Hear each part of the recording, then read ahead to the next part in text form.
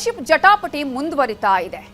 Township ಮಾಡೇ ಮಾಡ್ತೀವಿ ಅಂತ ಹೇಳಿ ಪಟ್ಟು ಹಿಡಿದು ಕೂತಿರುವ ಡಿಕೆಶಿ ನೇತೃತ್ವದ ಕಾಂಗ್ರೆಸ್ ಸರ್ಕಾರ ಒಂದ್ ಕಡೆಯಾದ್ರೆ, ಯಾವುದೇ ಕಾರಣಕ್ಕೂ ಟೌನ್ಶಿಪ್ ಮಾಡೋದಕ್ಕೆ ಅವಕಾಶನೇ ಮಾಡಿಕೊಡೋದಿಲ್ಲ ಅಂತ ಹೇಳಿ ಹೋರಾಟಕ್ಕಿಳಿದಿದ್ದಾರೆ ದಳಪತಿಗಳು. ಇಂತಹ ಸಂದರ್ಭದಲ್ಲೇ ಕುಮಾರಸ್ವಾಮಿ ಇವತ್ತು ಸುದ್ದಿಗೋಷ್ಠಿಯನ್ನ ಮಾಡಿ ಬಹಿರಂಗ ಸವಾಲನ್ನು ಎಸೆದಿದ್ದಾರೆ. ಡಿಕೆಶಿಗೆ ಪಂತ ಆಹ್ವಾನವನ್ನು ಕೊಟ್ಟಿದ್ದಾರೆ. ಇದಕ್ಕೆ ಡಿಕೆಶಿ ಹೇಳಿದ್ದೇನು, ಪರ ವಿರೋಧ ಹೋರಾಟ ಯಾವ ರೀತಿಯಾಗಿ ಸಾಗ್ತಾ ಇದೆ ಅನ್ನುವ ಡೀಟೇಲ್ಸ್ ಇಲ್ಲಿದೆ. ಟೌನ್ಶಿಪ್ ಪಿತಾಮಹ ಎಚ್ಡಿಕೆ ಸಿಎಂ ಡಿಕೆಶಿಯಿಂದ ಬ್ರಹ್ಮಾಸ್ತ್ರ. ನಾನೇ ಪಿತಾಮಹ, ಆದ್ರೆ ಎಚ್ಡಿಕೆ ಕೊಟ್ಟರು ಸ್ಪಷ್ಟನೆ. ಎಚ್ಡಿಕೆ ಪಂತಾಹ್ವಾನ, ಸಿಎಂ ಡಿಕೆಶಿ ಹೇಳಿದ್ದೇನು. ಬಿಡದಿಯಲ್ಲಿ ಟೌನ್ಶಿಪ್ ನಿರ್ಮಾಣ ಮಾಡಲೇಬೇಕು ಅನ್ನೋದು ಡಿಕೆ ಕನಸು. ಆ ಕನಸನ್ನ ಸಾಕಾರಗೊಳಿಸಬೇಕು ಅಂತಾನೆ ಡಿಕೆಶಿ ಸಾಕಷ್ಟು ಪ್ರಯತ್ನ ಪಡ್ತಾ ಇದ್ದಾರೆ. ಈಗಾಗಲೇ ನೋಟಿಫಿಕೇಶನ್ ಆಗಿದ್ದು ಭೂಸ್ವಾಧೀನ ಪ್ರಕ್ರಿಯೆ ನಡೆಯುತ್ತಿದೆ. ಟೌನ್ಶಿಪ್ಗೆ ಭೂಮಿ ಕೊಡೋಕೆ ಇಷ್ಟ ಇರೋರು ಭೂಮಿ ಕೊಡೋದಕ್ಕೆ ಏನೇನು ಮಾಡಬೇಕೋ ಅದೆಲ್ಲ ಮಾಡ್ತಾ ಇದ್ದಾರೆ. ಭೂಮಿ ಕೊಡೋಕೆ ಇಷ್ಟವಿಲ್ಲದವರು ರಾಜ್ಯ ಸರ್ಕಾರದ ವಿರುದ್ಧ ಪ್ರತಿಭಟನೆಗೆ ಇಳಿದಿದ್ದಾರೆ. ನಮ್ಮ ಭೂಮಿಯನ್ನ ಯಾರಿಗೂ ಕೊಡಲ್ಲ ಅಂತ ಧಿಕ್ಕಾರ ಕೂಗ್ತಾ ಇದ್ದಾರೆ. ಇದರ ಜೊತೆಗೆ ಜೆಡಿಎಸ್ ಕೂಡ ಕೈ ಜೋಡಿಸಿದೆ. ಭೂಮಿ ಕೊಡೋಕೆ ಇಷ್ಟವಿಲ್ಲದವರ ಪರ ನಿಂತು ಹೋರಾಟ ನಡೆಸುತ್ತಿದೆ. ಈ ವಿಚಾರ ಪ್ರಸ್ತಾಪ ಆದಾಗೆಲ್ಲ ಡಿಕೆಶಿ ಹೇಳೋದು ಒಂದೇ ಒಂದು ಮಾತು, ಎಚ್ಡಿಕೆ ಹಾಕಿಕೊಟ್ಟ ದಾರಿಯಲ್ಲೇ ನಡೀತಾ ಇದ್ದೇವೆ. ಎಚ್ಡಿಕೆಯೇ ಈ ಟೌನ್ಶಿಪ್ ಯೋಜನೆಯ ಪಿತಾಮಹ ಅಂತ ಡಿಕೆಶಿ ಟಾಂಗ್ ಕೊಡ್ತಾ ಇದ್ದಾರೆ. ಇದು ದಳಪತಿಯನ್ನ ಕೆರಳಿಸಿದ್ದು. ಸಿಎಂ ಡಿಕೆಶಿ ಆರೋಪಕ್ಕೆ ಎಚ್ಡಿಕೆ ಈಗ ಸ್ಪಷ್ಟನೆ ನೀಡಿದ್ದಾರೆ.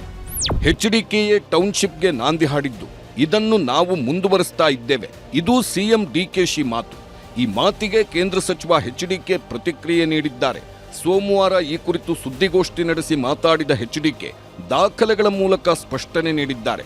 2006ರಲ್ಲಿ ನಾನು ಸಿಎಂ ಆಗಿದ್ದಾಗ ಇಂಥ ಪ್ರಸ್ತಾಪ ಮಾಡಿದ್ದು ನಿಜ. ಆದರೆ ನಂತರ ನಾನೇ ಈ ಯೋಜನೆಯನ್ನ ವಾಪಸ್ ತಗೊಂಡೆ ಎಂದಿರೋ ಎಚ್ಡಿಕೆ ತಾವು ಸಿಎಂ ಆಗಿದ್ದಾಗ ಸದನದಲ್ಲಿ ನೀಡಿದ್ದ ಉತ್ತರವನ್ನ ಪ್ರಸ್ತಾಪ ಮಾಡಿದ್ದಾರೆ. ಟೌನ್ಶಿಪ್ ಕುರಿತಂತೆ 2007 ಆಗಸ್ಟ್ 1ರಂದು ಸದನಕ್ಕೆ ಎಚ್ಡಿಕೆ ಉತ್ತರ ನೀಡಿದ್ದರು. 23/9/2006ರಂದು ಇಂಟಿಗ್ರೇಟೆಡ್ ಟೌನ್ಶಿಪ್ಗೆ ತೀರ್ಮಾನ ಮಾಡಲಾಗಿತ್ತು. 2006ರ ಅಕ್ಟೋಬರ್ 18ರಂದು 5 ಟೌನ್ಶಿಪ್ಗೆ ಸಮಗ್ರ ಉಪನಗರಿ ಅಧಿಸೂಚನೆ ಹೊರಡಿಸಲಾಗಿತ್ತು. 29/11/2006ರಲ್ಲಿ ಅನುಮತಿ ಇಲ್ಲದೆ ಕೆಲಸ ಆರಂಭಿಸದಂತೆ ಆದೇಶ ಮಾಡಲಾಗಿತ್ತು. 2007ರ ಜೂನ್ 11ರಂದು ಟೌನ್ಶಿಪ್ ಯೋಜನೆ ಕೈಬಿಡಲು ಆದೇಶಿಸಲಾಗಿತ್ತು. ಎಸ್ಇಝಡ್ ಬಂದ ಮೇಲೆ ಭೂಸ್ವಾಧೀನದಲ್ಲಿ ಕರ್ನಾಟಕ 9ನೇ ಸ್ಥಾನದಲ್ಲಿದ್ದು, ಅದೇ ವೇಳೆ ಭೂಸ್ವಾಧೀನ ಕುರಿತು ಸತ್ಯಶೋಧನಾ ಸಮಿತಿ ರಚನೆ ಮಾಡಲಾಗಿತ್ತು. ಆದರೆ ಸದನ ಸಮಿತಿ ವರದಿಯಲ್ಲಿ ಇದೆಲ್ಲ ಸುಳ್ಳು ಅಂತ ಸಾಬೀತಾಗಿತ್ತು. ರೈತರು ಆಕ್ರೋಶಗೊಂಡಿದ್ದಕ್ಕೆ ಭೂಸ್ವಾಧೀನ ಕೈಬಿಡಲು ನಿರ್ಧಾರ ಮಾಡಲಾಯಿತು. ರೈತರನ್ನ ಒಕ್ಕಲೆಬ್ಬಿಸುವ ಪ್ರಶ್ನೆಯೇ ಇಲ್ಲ ಅಂತ ಸದನಕ್ಕೆ ಎಚ್ಡಿಕೆ ಉತ್ತರ ಕೊಟ್ಟಿದ್ದರು. ಎಚ್ಡಿಕೆ ಪಿನ್ ಟು ಪಿನ್ ದಾಖಲೆಯನ್ನ ಮುಂದಿಟ್ಟಿದ್ದಾರೆ. ಸಿಎಂ ಕಚೇರಿಯ ಟೈಮ್ಲೈನ್ ದಾಖಲೆಗಳನ್ನ ಪ್ರದರ್ಶಿಸುತ್ತಾ 2007ರ ಸದನದಲ್ಲಿ ಸಿದ್ದರಾಮಯ್ಯ ಮತ್ತು ಖರ್ಗೆ ಅವರು ಕೇಳಿದ ಪ್ರಶ್ನೆಗಳಿಗೆ ಅಂದೇ ನಾನು ಸ್ಪಷ್ಟ ಉತ್ತರ ನೀಡಿದ್ದೆ. 2007ರಲ್ಲಿ ನಾನು ಬಿಡದಿ ಟೌನ್ಶಿಪ್ ಮಾಡಲ್ಲ ಎಂದು ಸ್ಪಷ್ಟವಾಗಿ ಹೇಳಿದ್ದೆ. ಆದರೆ ಈಗಿನ ಸರ್ಕಾರ 4500ಕ್ಕೂ ಹೆಚ್ಚು ರೈತರ ವಿರೋಧದ ನಡುವೆಯೂ ಯಾವುದೇ ಉತ್ತರವಿಲ್ಲದೆ ಬಲವಂತವಾಗಿ ಯೋಜನೆ ಜಾರಿಗೆ ತರುತ್ತಿದೆ ಎಂದು ಆರೋಪಿಸಿದ್ದಾರೆ. ಇಷ್ಟೇ ಅಲ್ಲದೆ ಹೊಸಕೆರೆಹಳ್ಳಿ ಬಳಿ ಬಿಲ್ಡಿಂಗ್ ಮೇಲೆ ಬಿಲ್ಡಿಂಗ್ ಕಟ್ಟುತ್ತಿದ್ದೀರಲ್ಲ, ಅದನ್ನ ಕಟ್ಟಲು ನೈಸ್ನಿಂದ ಯಾರ ಹೆಸರಿಗೆ ಎನ್ಒಸಿ ಪಡೆದಿದ್ದೀರಾ ಅಂತಲೂ ಪ್ರಶ್ನೆ ಮಾಡಿದ್ದಾರೆ. ನೈಸ್ ಕಂಪನಿ ಪಿತಾಮಹ ಅವರಿಗೆ ಸೈಟ್ ಕೊಡಲಿಲ್ಲ. ಈಗ ಹೊಸಕೆರೆಯಲ್ಲಿ ಹತ್ರ ಬತ್ತಾವರ ಬೃಹತ್ ಕಟ್ಟಡ, ಅದು ಯಾವ ಹೆಸರಿನಲ್ಲಿ, ಶೋಭಾ ಹೆಸರಿನಲ್ಲಿ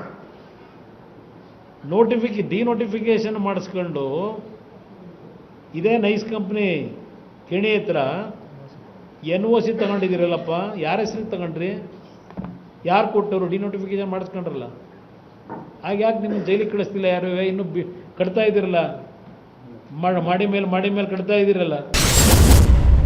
ಟೌನ್ಶಿಪ್ ವಿರುದ್ಧ ಸಿದ್ದು ಅಸ್ತ್ರ ಪ್ರಯೋಗಿಸಿದ ಎಚ್ಡಿಕೆ. ಆಗ ವಿರೋಧ, ಈಗ ಒಪ್ಪಿಗೆ ಏಕೆ ಅಂತ ಎಚ್ಡಿಕೆ ಪ್ರಶ್ನೆ. 2007ರ ಜುಲೈ ತಿಂಗಳಲ್ಲಿ ವಿಧಾನಸಭೆ ಕಲಾಪದಲ್ಲಿ ಟೌನ್ಶಿಪ್ ವಿಚಾರವಾಗಿ ಸುದೀರ್ಘ ಚರ್ಚೆ ನಡೆದಿತ್ತು. ಆಗ ವಿಪಕ್ಷದಲ್ಲಿದ್ದ ಮಲ್ಲಿಕಾರ್ಜುನ್ ಖರ್ಗೆ, ಧರಂಸಿಂಗ್, ಸಿದ್ದರಾಮಯ್ಯ, ಡಿಕೆ ಶಿವಕುಮಾರ್, ಮಾಧುಸ್ವಾಮಿ ಸೇರಿ ಹಲವರು ಸುದೀರ್ಘವಾಗಿ ಚರ್ಚೆ ನಡೆಸಿದ್ದರಂತೆ. ಎಲ್ಲ ರಾಜ್ಯದ ಸಿಎಸ್ಗೆ ಪತ್ರ ಬರೆದು ಈ ಕಾಯ್ದೆ ಯೋಜನೆಯಡಿ ಭೂಸ್ವಾಧೀನ ಮಾಡುವ ಬಗ್ಗೆ ರೂಪುರೇಷೆ ಸಂಬಂಧ ಮಾರ್ಗಸೂಚಿ ಹೊರಡಿಸಿದ್ದರು ಎಂದಿದ್ದಾರೆ ಎಚ್ಡಿಕೆ. ಇದರ ಜೊತೆಗೆ ಸದನದಲ್ಲಿ ಸಿದ್ದರಾಮಯ್ಯ ಮಾಡಿದ್ದ ಭಾಷಣವನ್ನು ಎಚ್ಡಿಕೆ ಪ್ರಸ್ತಾಪ ಮಾಡಿದ್ದಾರೆ.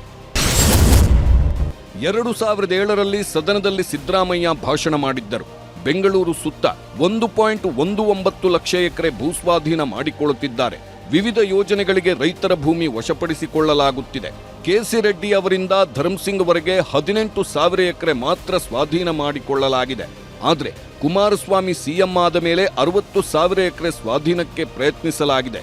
ಟೌನ್ಶಿಪ್ ಹೆಸರಲ್ಲಿ ದೊಡ್ಡ ದೊಡ್ಡ ಕಂಪನಿಗಳಿಗೆ ಅನುಕೂಲ ಮಾಡುತ್ತಿದ್ದಾರೆ. ಸರ್ಕಾರದಿಂದ ರೈತರ ಭೂಮಿಯನ್ನ ಲಪಟಾಯಿಸಲಾಗುತ್ತಿದೆ. ಯಾವುದೇ ಕಾರಣಕ್ಕೂ ಅಧಿಕಾರಿಗಳು ಇದಕ್ಕೆ ಮನ್ನಣೆ ಕೊಡಬಾರದು ಅಂತ ಸಿದ್ದರಾಮಯ್ಯ ಭಾಷಣ ಮಾಡಿದ್ದಾರೆ ಎಂದಿದ್ದಾರೆ ಎಚ್ಡಿಕೆ. ರಿಯಲ್ ಎಸ್ಟೇಟ್ ವ್ಯಾಪಾರಕ್ಕೆಲ್ಲ SEZ ಆಗಬೇಕಾದ್ರೆ ಹೊರಗಡೆ ಆಗಬೇಕು. ಬೆಂಗಳೂರು ಸುತ್ತಮುತ್ತ ಇರುವಂಥ ಇದು ಹೇಳಿದೆ ಶಿವಕುಮಾರ್ ಇರುವಂಥ ಜಮೀನು ರಿಯಲ್ ಎಸ್ಟೇಟ್ ವ್ಯಾಪಾರಕ್ಕಲ್ಲ, ರಸ್ತೆ ಅಥವಾ ಏನೋ ಒಂದು ಉತ್ತಮವಂತ ಕೆಲಸಕ್ಕಿದ್ದರೆ ರೈತರು ತಲೆಬಾಗುತ್ತಾನೆ. ಆದರೆ ತನ್ನ ಜಮೀನನ್ನು ಬಲವಂತವಾಗಿ ತೆಗೆದುಕೊಳ್ಳುವುದು ಎಂದರೆ ಈ ಏರಿಯಾವನ್ನು ನೋಟಿಫಿಕೇಶನ್ ಮಾಡಿದಂಥ ಸಂದರ್ಭದಲ್ಲಿ, ಒಂದು ಹಳ್ಳಿಯನ್ನು ಘೋಷಣೆ ಮಾಡುವಂಥ ಸಂದರ್ಭದಲ್ಲಿ 700 ಹಳ್ಳಿಗಳು, ರಾಮನಗರವೋ ಸೋಲೂರೋ ಇದೆಲ್ಲ ಹೇಳಿದ್ರು. ಇದರ ಬಗ್ಗೆ ದೊಡ್ಡ ತನಿಖೆ ಆಗಬೇಕು. ನಮ್ಮ ಅಧಿಕಾರಿಗಳು ಇದಕ್ಕೆ ಮನ್ನಣೆ ಕೊಡಬಾರದು. ಇದೆಲ್ಲ ಅವ್ರ ಭಾಷಣ. ಸಿಎಂ ಡಿಕೆಶಿಗೆ ಎಚ್ಡಿಕೆ ಪಂಥಾಹ್ವಾನ. ದಾಖಲೆಗಳ ಮೂಲಕ ಟೌನ್ಶಿಪ್ಗೂ ನನಗೂ ಸಂಬಂಧ ಇಲ್ಲ ಎಂದಿರೋ ಎಚ್ಡಿಕೆ ಬೇಕಿದ್ದರೆ ಸಿಎಂ ಡಿಕೆಶಿ ಬಹಿರಂಗ ಚರ್ಚೆಗೆ ಬರಲಿ ಅಂತ ಪಂಥಾಹ್ವಾನ ನೀಡಿದ್ದಾರೆ. ಮೇಲೆ ಎಲ್ಲ ಮಾಡ್ತೀವಿ ಅಂತ ಬನ್ನಿ ಬಹಿರಂಗಕ್ಕೆ ಹೋಗೋಣ.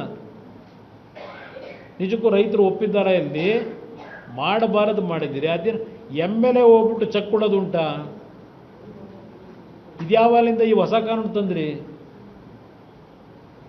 ಯಾರಾದರೂ ಭೂ ಸ್ವಾಧೀನ ಪ್ರಕ್ರಿಯೆ ಮಾಡಬೇಕಾದ್ರೆ ಯಾರೋ ನಿಮ್ಮ ಲ್ಯಾಂಡ್ ಅಕ್ವಿಸೇಷನ್ ಆಫೀಸರ್ ಇರ್ತಾನಲ್ಲ, SLO, ಅವನು ಅವರ ಹೆಸರಿಗೆ RTGS ಮಾಡಬೇಕು, ಚೆಕ್ ಕೊಡಕ್ಕೆ ಬರಲ್ಲ. ಎಚ್ಡಿಕೆ ಸವಾಲ್, ಮಾತಾಡಲ್ಲ ಎಂದ ಡಿಕೆ. ಬಿಡದಿ ಟೌನ್ಶಿಪ್ ಚರ್ಚೆಗೆ ಎಚ್ಡಿ ಕುಮಾರಸ್ವಾಮಿ ಪಂಥಾಹ್ವಾನದ ವಿಚಾರಕ್ಕೆ ಸಿಎಂ ಡಿಕೆಶಿ ನಾನು ಏನು ಮಾತನಾಡಲ್ಲ ಎಂದಿದ್ದಾರೆ. ಈಗ ನಾನು ಏನೂ ಮಾತನಾಡಲ್ಲ, ಬಹಿರಂಗ ಚರ್ಚೆಗೆ ಕರೆದಾಗ ಅವರು ಬರಲಿಲ್ಲ, ಮುಂದೆ ಅಧಿವೇಶನ ಇದೆ, ಅನುಭವಿ ರಾಜಕಾರಣಿಗಳ ಬಳಿ ಮಾತನಾಡಿಸಲಿ, ಉತ್ತರ ಕೊಡೋಣ ಅಂತ ಟಾಂಗ್ ಕೊಟ್ಟಿದ್ದಾರೆ. ನಾನು ಮಾತಾಡಲ್ಲ ಎಂದಿದ್ದ ಡಿಕೆಶಿ ಕೊನೆಗೆ ಎಚ್ಡಿಕೆಯನ್ನ ಚರ್ಚೆಗೆ ಆಹ್ವಾನಿಸಿದ್ದಾರೆ.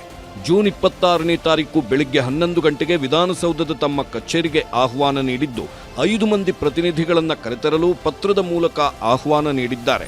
ಇದೆಲ್ಲ ಸಮರ ಒಂದು ಕಡೆ ನಡೆಯುತ್ತಿದ್ರೆ ಮತ್ತೊಂದು ಕಡೆ ಟೌನ್ಶಿಪ್ ನಿರ್ಮಾಣ ವಿರೋಧಿಸಿ ರೈತ ಸಂಘದಿಂದ ಬೈರಮಂಗಲ ಚಲೋ ಮಾಡಿದ್ದಾರೆ.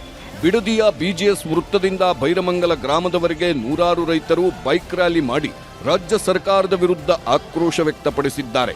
ಬೈಕ್ ರ್ಯಾಲಿ ಬಳಿಕ ಸಭೆ ಮಾಡಿದ ರೈತ ಮುಖಂಡರು ಯೋಜನೆ ಕೈಬಿಡುವವರೆಗೂ ಹೋರಾಟ ಮಾಡುತ್ತೇವೆ ಅಂತ ಎಚ್ಚರಿಕೆ ನೀಡಿದ್ದು ಬಿಡದಿ ಕಿಚ್ಚು ಮತ್ತಷ್ಟು ಹೆಚ್ಚಿದೆ.